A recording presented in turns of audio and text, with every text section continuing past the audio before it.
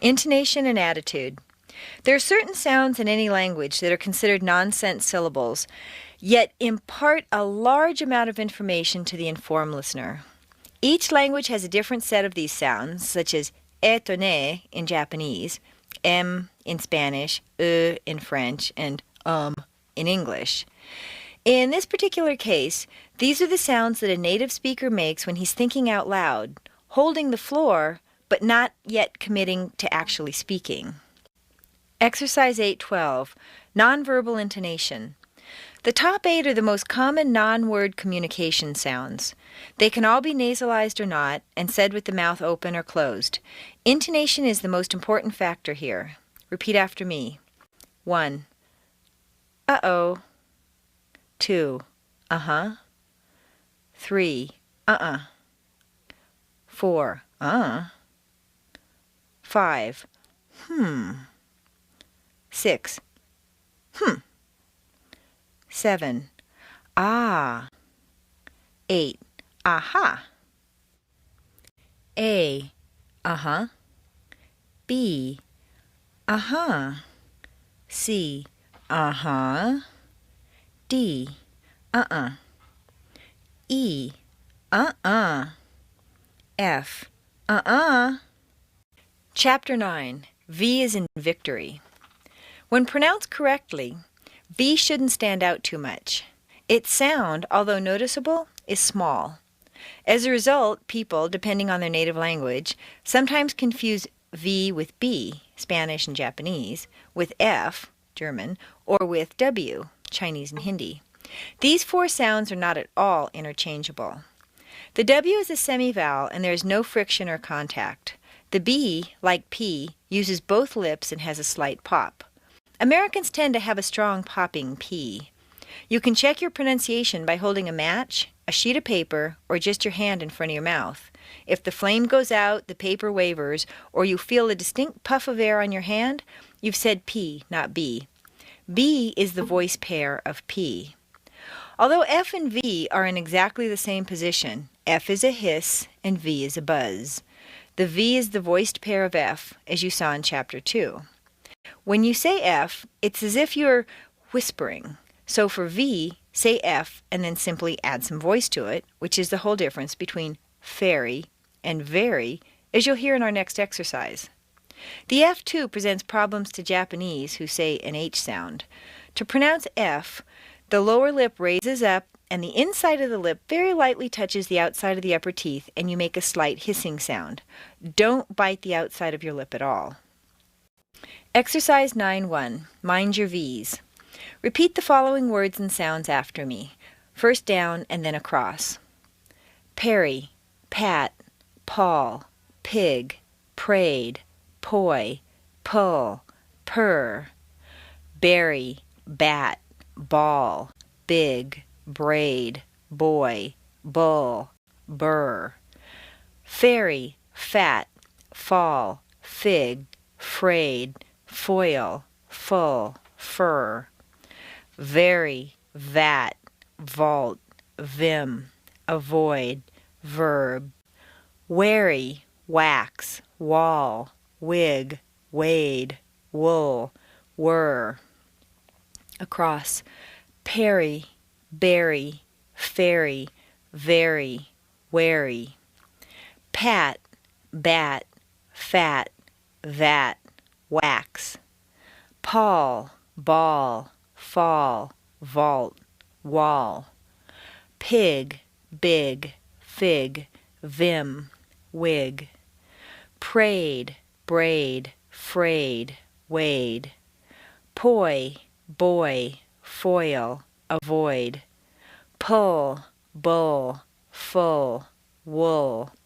Purr, burr, fur, verb, whir. Exercise 9-2. The vile VIP. Repeat after me, focusing on V and W. When revising his visitor's version of a plan for a very well-paved avenue, the VIP was advised to reveal none of his motives. Eventually, however, the hapless visitor discovered his knavish views and confided that it was vital to review the plans together to avoid a conflict. The VIP was not convinced and averred that he would have it vetoed by the vice president. This quite vexed the visitor, who then vowed to invent an indestructible paving compound in order to avenge his good name. The VIP found himself on the verge of a civil war with a visitor with whom he had previously conversed easily. It was only due to his insufferable vanity that the inevitable division arrived as soon as it did. Never again did the visitor converse with the vain VIP, and they remained divided forever. Exercise 9.3. Finding V sounds. Underline the 5 V sounds in this paragraph. The first one is marked for you. Don't forget of. Hello, my name is Anne. I'm taking American accent training. There's a lot to learn, but I hope to make it as enjoyable as possible. I should pick up on the American intonation pattern pretty easily, although the only way to get it is to practice all the time. I use the up and down or peaks and valleys intonation more than I used to. I've been paying attention to pitch, too. It's like walking down a staircase. I've been talking to a lot of Americans lately, and they tell me that I'm easier to understand.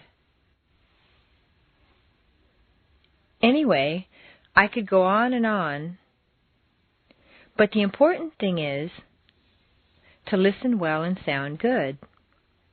Well, what do you think? Do I? Chapter 10. S or Z. The sound of the letter S is S, only if it follows an unvoiced consonant. Otherwise, it becomes a Z in disguise. When an S follows a vowel, a voiced consonant, or another S, it turns into a Z. The following exercise will let you hear and practice S with its dual sound. There are many more Z sounds in English than S sounds. Exercise 10.1. When S becomes Z. Under contrast in the list that follows, notice how the voiced word is drawn out, and then repeat the word after me. Both voiced and unvoiced diphthongs have the underlying structure of the tone shift or the double stair step, but the shift is much larger for the voiced ones. 1. Price, prize. 2. Piece, peas. 3. Place, plays. 4. Ice, eyes. 5. Hiss, his. 6. Close, to close. 7. Use, to use. 8. Rice, rise. 9. Pace, pays. 10. Lacy, lazy. 11. Thirsty, Thursday. 12. Bus, buzz. 13. Dust, does. 14. Face, phase. 15. Sue, zoo. 16. Loose, lose. Exercise 10.2. A surly sergeant socked an insolent sailor.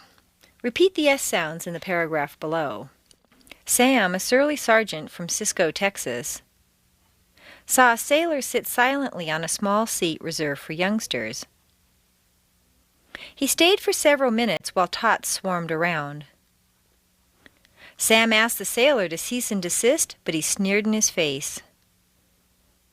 Sam was so incensed that he considered it sufficient incentive to sock the sailor. The sailor stood there for a second, astonished, and then strolled away. Sam was perplexed but satisfied, and the tots scampered like ants over to the seesaw. Exercise 10.3. All's well that ends well. Repeat the Z sounds in the paragraph below. A lazy Thursday at the zoo found the zebras grazing on zinnias, posing for pictures, and teasing the zookeeper, whose nose was bronzed by the sun. The biggest zebra's name was Zachary, but his friends called him Zach. Zach was a confusing zebra whose zeal for reason caused his cousins, who were naturally unreasoning, to pause in their conversations. While they browsed, he philosophized. As they grazed, he practiced Zen. Because they were Zach's cousins, the zebras said nothing, but they wished he would muzzle himself at times. Exercise 10-4. Voiced and unvoiced endings in the past tense. The following will explain the differences between four expressions that are similar in appearance but different in both meaning and pronunciation. Exercise 10-5. Finding S and Z sounds. Go through the paragraph and underline all of the S sounds. The first, accent, is marked for you. Next, circle all the Z sounds no matter how the word is written. Hello, my name is Anne. I'm taking American accent training. There's a lot to learn, but I hope to make it as enjoyable as possible. I should pick up on the American intonation pattern pretty easily, although the only way to get it is to practice all the time. I use the up and down or peaks and valleys intonation more than I used to. I've been paying attention to pitch, too. It's like walking down a staircase. I've been talking to a lot of Americans lately, and they tell me that I'm easier to understand. Anyway, I could go on, but the important thing is to listen well and sound good. Well, what do you think? Do I? Exercise 10-6. Application steps with S and Z. Build up the following sentence, adding each aspect one at a time. Always be a little kinder than necessary. Exercise 10-7. Your own application steps with S and Z. Write your own sentence, then build it up, adding each aspect one at a time.